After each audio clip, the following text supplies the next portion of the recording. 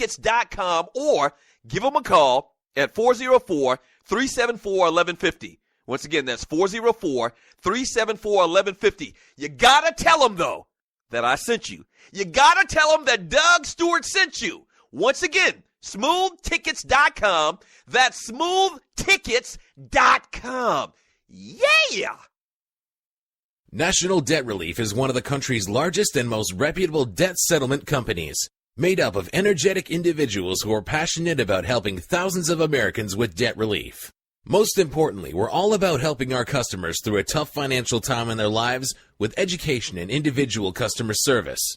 We're dedicated to helping individuals and families rid their lives of burdensome debt, specializing in debt settlement, and they've also negotiated settlements for thousands of creditor and collection accounts. Providing clients with both expertise and proven results, this means helping customers in time of hardship to get out of debt with the least possible cost. It can also mean conducting financial consultations, educating the customer, and recommending the appropriate solution. Core Services offer debt settlement as an alternative. I repeat, alternative to bankruptcy, credit counseling, and debt consolidation. National Debt Relief is your #1 advocate group to help you reestablish financial stability as quickly as possible. So give us a call at 844-828-4975. Again, that's 844-828-4975 and work it out. I'm serious, nigga. What y'all niggas got to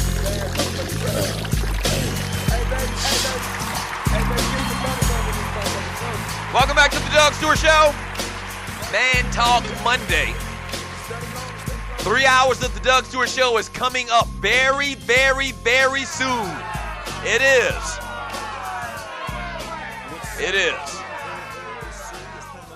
Still kind of ironing out some last-minute details, but the Doug Stewart Show will go to 3 hours very, very soon here. There you go, studio audience. Thank y'all for tuning in and making this the #1 sports and guy talk show in America. We're going to get some chat here in a second, but this is a good time, man, to give a ball award out to the Los Angeles Lakers. Hey, man. I'm trying to think, man. At what points in my life was I, more excited about my team since following this organization since like 1982? There's a couple of things that come into mind. You remember when Magic Johnson came back from retirement, after he had aged, and he came back and there was this big buildup? That was very exciting to see Magic hit the floor again for the Lakers. You remember when the Lakers came back from, I think it was 17 points down to the Portland Trail Blazers? Was that in the Western Conference Finals? Remember Shaq had that alley-oop dunk from Kobe, and he came down the court doing the little wiggly man. You remember that? That was very exciting, man. Last year when Kobe Bryant went for 63 in his final game in the NBA, only those times come to mind where I can think of I've never been more excited and more happy than I was the other night when the Lakers beat the Golden State Warriors 117-97. I saw a light at the end of the tunnel. I saw a light at the end of the tunnel. That's right. That's what I saw. When I was watching that game, all I could see was a light, and it was at the end of the tunnel, and it said the Lakers are back already. Yes! Yes! That's all I saw was a light at the end of the tunnel, man. The Lakers have won 3 in a row. Now, when they had the big win against the Hawks, I kind of dismissed that. I was like, even the sun shines on the dog's ass every once in a while. I'm not going to pay attention to that. But then they beat the most talented, quote, talented team ever with the Golden State Warriors. Steph Curry, Klay Thompson, now they had Kevin Durant, and the Lakers handled them boys from tip to finish. Ball award to the Lakers. Now,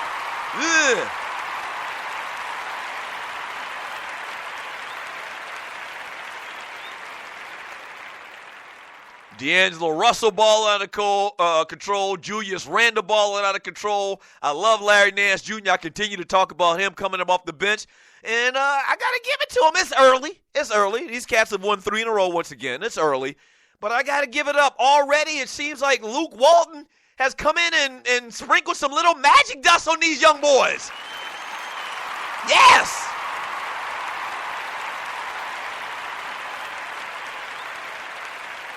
Yes! It's a ball award to the Lakers, man. Very, very promising start to the season. They're very, very young, so they're going to have a lot of ups and downs. But, you got to give it up. You might be the most staunch Laker hater out there, and you're listening to the Doug Stewart Show, and there are plenty. But even you got to give it up to that win that they had where they beat Golden State.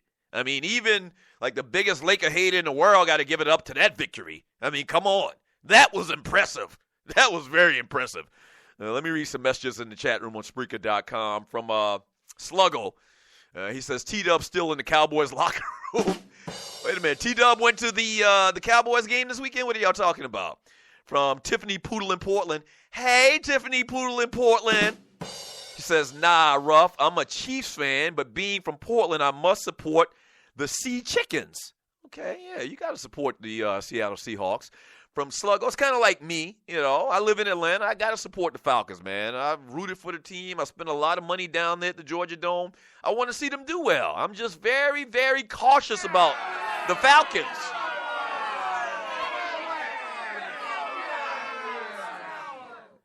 From Kim, Roll Tide Roll, we're going to talk about Alabama and some college football scores here in a second, too, as well. We will get a third hour when I win the lottery. That's not happening anytime soon. That's not true, Kim. Y'all are.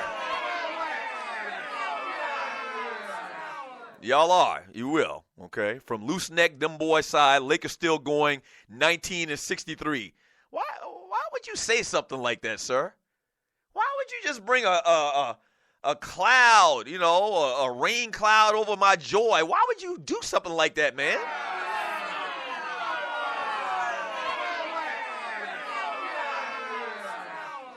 From Corey, he says, Derek Fisher hitting that shot against San Antonio. That's another great one. It was another great Laker moment that I remember. I was actually at the game when Derek Fisher hit the three-pointer to take it into overtime in it might have been game 2 or maybe it was game 3 against Orlando in the finals. I was at the game down in Orlando. Me and my back, Penn Troy, my line brother. So, there's been a ton of great Lakers moments, man. But the other night, man, with that win that we had the other night, man, that really made me feel like, because we've been down for years, that really made me feel like, we working with something now. We cooking with Crisco right now, shawty.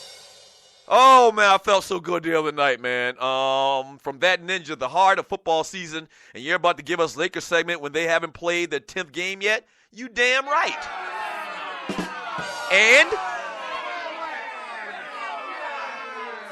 And from Tiffany Poole in Portland, like my dad promising me a VW Cabriolet for straight A's, still no VW. What are you talking about? The third hour? It's going to happen. Oh, I'm going to surprise y'all. I'm going to surprise y'all. Y'all will see. From Hawk 8, it's still early, Doug, but the Lakers do look good. Thank you, Hawk 8. Thank you for acknowledging, get it out, and acknowledging the obvious. For a young team beating Golden State? Come on, man. This is a team that is supposed to win, 74 games this year. And not only did they beat them, if you watch that game, they handled them. Like every time Golden State made a little run, the Lakers were there. They were going point for point. And defensively, they played fantastic as well. From Sluggo, he says, if you pin a team deep in their territory, you have a right to bankhead bounce or whatever dance you so choose. Talking about the Raiders punter, the brother. They even got a brother that's punting the ball for them. Yeah, every time he coffin kicked last night and pinned the Broncos deep in their territory, dude was doing a little jig, a little dance on the sideline, going to the sideline. For Brian Hill, he's a punter ninja, a damn good one, but just a punter. Gary G, the punter for the Raiders is dope. What's the guy's name? Let me look up his name real quick, and you're listening to the Doug Stewart Show. Raiders punter. Just skip it there. Just skip it there. Raiders punter is Marquette King. Shouts out to the great Marquette King, punter for the Oakland Raiders, man. Really doing it good. Last time you seen a brother punt a ball in the NFL was the great Reggie Roby.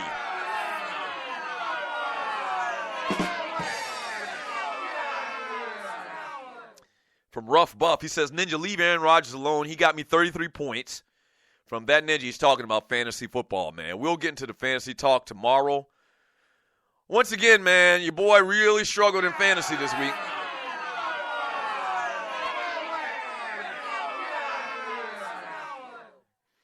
From that Ninja, there's no circumstance that you don't give credit to a 7-1 team with a rookie quarterback, even when white America doesn't co-sign. If you want to be negative, focus on Aaron Rodgers failing. From Barbershop Sports Talk Podcast, Ball Award to Mike Wallace for scorching his old team yesterday. Mike Wallace scored, an 85-yard touchdown pass yesterday. I had an opportunity to take that man. I was just about to pull the trigger on that man and put him in my fantasy damn team, and I didn't do it.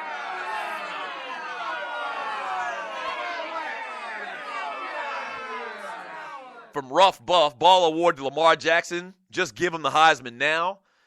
Oh, my gosh. I watched this kid Saturday morning. My Saturday morning was very eventful. Me and the family went to the local high school. They had a cheerleading competition, and the wife worked the concession stand.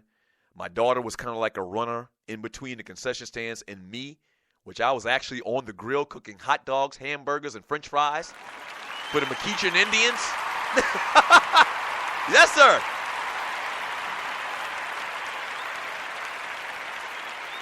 So after we leave there at about 12 o'clock, get to the house, man. I turn on that Louisville game, man.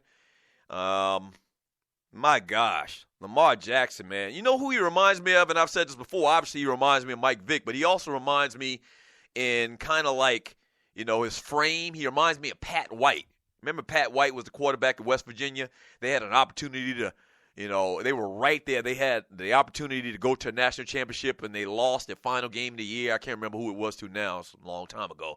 But, like, real slender dudes, man, but just supremely athletic, man. I don't know about Lamar Jackson at the next level, man. I don't know because he's so kind of a little bit of RG3 as well. Much better moves and much better athleticism than RG3. But, he's so slight. And running the football is such a huge part of his game, man. I'll tell you what, he's going to be exciting. He's going to play for somebody. Somebody's going to draft this kid in the NFL, man. And I wish him nothing but success. You know that because I'm a fan of spread offenses and running quarterbacks and athletic quarterbacks, dual threat quarterbacks, whatever you want to call them, man. But my gosh, man, he just can he take that punishment? He can throw the football, so he can do that. And he'll definitely dial back what he does, running-wise with the football in the next league. He might not even get drafted high. He probably will drop down maybe to the second round, maybe to third round, something like that, because they're going to hold it against him that he's a smaller dude. But, man, he's just so phenomenal to watch, man. He might be one of the top 3 or 4 most exciting players that I've ever seen in college football. I think I'll do a top 5 on that. Yeah. Top 5 most exciting, and I'm writing this down, players in college football history. I did I'm going to start doing these top 5 little vignettes on YouTube, and I'll post them on my social media this past weekend. What did I do? I did the top 5. We did this on the show last week. I did the top 5 sports movies of all times. I don't think I posted it onto my actual Facebook account yet, but I will. But that's a good one. The top 5 most exciting players in college football history. I think Lamar Jackson might make my top 5. Wow.